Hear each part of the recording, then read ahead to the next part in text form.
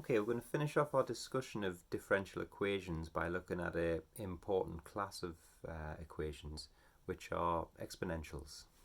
So generally, y equals a e to the kx is an equation with exponential behavior. So this will give a graph that looks like that. Now, if we put x equals 0 in here, then e times k to the power of 0, that's just equal to 1. So this a in front, what does that represent? It represents the y-intercept. Okay, it represents the value of y when x equals 0. The k represents how steeply the graph increases. So if k is very large, then this will increase quite rapidly, and if k is closer to 0, then this will be a much shallower curve. If k is negative, then it will decrease like this. So it will be a decay. So this one is exponential growth, where k is greater than 0, and this one exponential decay, where k is less than 0. Now, if we differentiate this, let's see what happens. So we've got dy by dx is equal to, so the k comes down to the front, so we've got k a e to the kx, and a e to the kx, well that was just y, so this is equal to k times y. So does this always give this solution then? Okay, if we started off with the differential equation that was dy by dx equals k times y, would that always give us an exponential? Well, let's try it. So what we'll do is we'll use our technique of separation of variables. So we'll bring the y to the left hand side. So we've got 1 over y dy, and we'll bring the dx to the right hand side. So that's equal to k times dx. Integrate. So 1 over y dy is equal to ln of y, and k just differentiates to k times x, so k is just some constant. And if we exponentiate this, then we end up with y equals, well, it was a modulus, so it's plus or minus e, sorry, so we should have a plus c here, e to the power of kx plus c. Now, we can write this as e to the kx times e to the c, so let's just go up here. So plus or minus e to the kx times e to the c, and we can write that as a e to the kx, where a is equal to plus or minus e to the power of c. Okay, so we do get that solution generally. Now, these are very, very important because they crop up in lots of different situations. So exponential decay, that could be a heat transfer from a body that decays exponentially, so the amount of heat lost changes over time. It's called Newton's law of cooling. If you've got a capacitor, the charge stored on a capacitor will decay exponentially over time from an initial value down to almost 0. A nuclear decay, so the radioactivity or the number of nuclear isotopes in a sample will follow exponential decay behavior. And my favourite, which is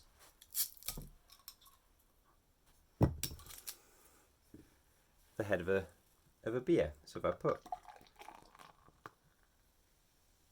some lager in there, like so, then the height of this over time will decrease exponentially. Let's just leave that there for now.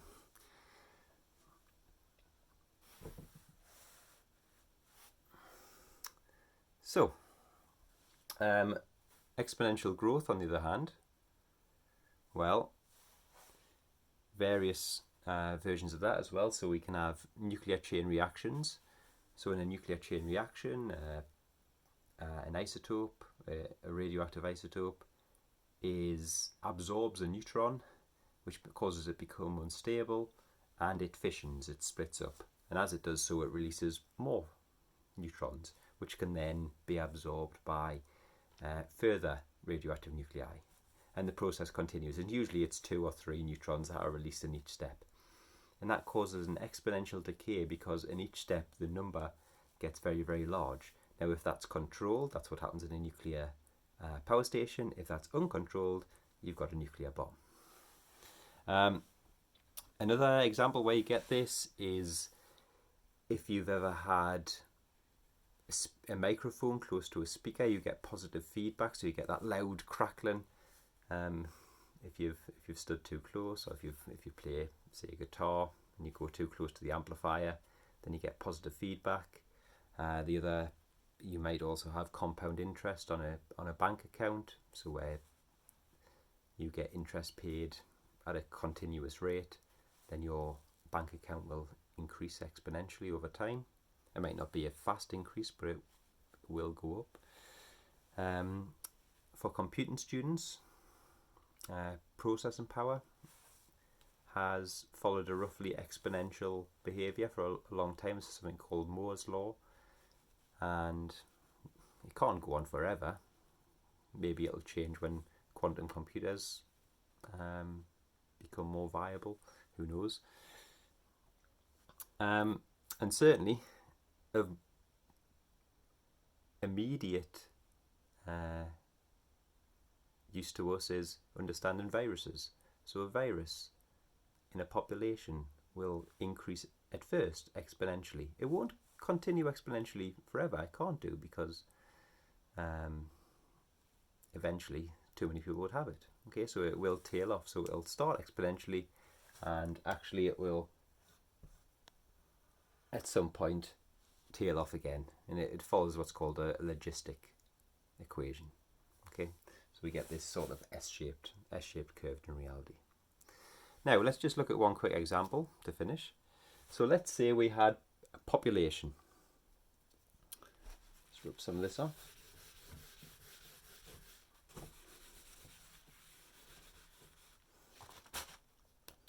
So let's say that we knew that the population changed over time, and that depends on the population itself. And that's true for things like births and deaths. If there are more people in a population, then more of them will die every year, and more people will have children every year. Okay, so these things depend on the population that are present. And this K is some factor that relates those two things together. Now, using UK data, so the current population of the UK, so we'll call that the population at time 0 is about 66 million. And the population, the change in population, so the change in population at t equals 0, well, the latest figures I could get was from 2018, and there was an increase in population of about 1.7 million. So that means if you take the number of deaths away from the number of births, so there was a net increase in population just because of births and deaths. So we're not talking about immigration here, we're just talking about births and deaths of 1.7 million. So we can solve this equation. So dp by dt equals k times p. So if we separate the variables and integrate, then we get that. So 1 over p dp equals k dt. Integrate both sides, so we get ln p equals kt plus c. And just like we had before, we can write that as p equals a e to the kt. Now, if we use this initial data in here, then we can find that k is equal to, so dp by dt is 1.7 million, p is equal to 66 million, both at time equals 0. So k is equal to 1.7 over 66. So we can substitute that in there. And a, if we remember, that's just the value of this function at time 0, so that's 66 million. So the population is equal to 66 million times e to the power of 1.7 t over 66. Okay, so what we can do now is we can use this equation to predict the population at some time in the future. So for governments, for example, this is very useful because they need to know 10 years down the line how many houses to build, how many jobs are going to be needed, and so on, hospitals, schools. Okay, so this is the sort of thing that we do. In a more sophisticated model, you might add an extra term on here to account for migration as well, but we'll just leave that there for now.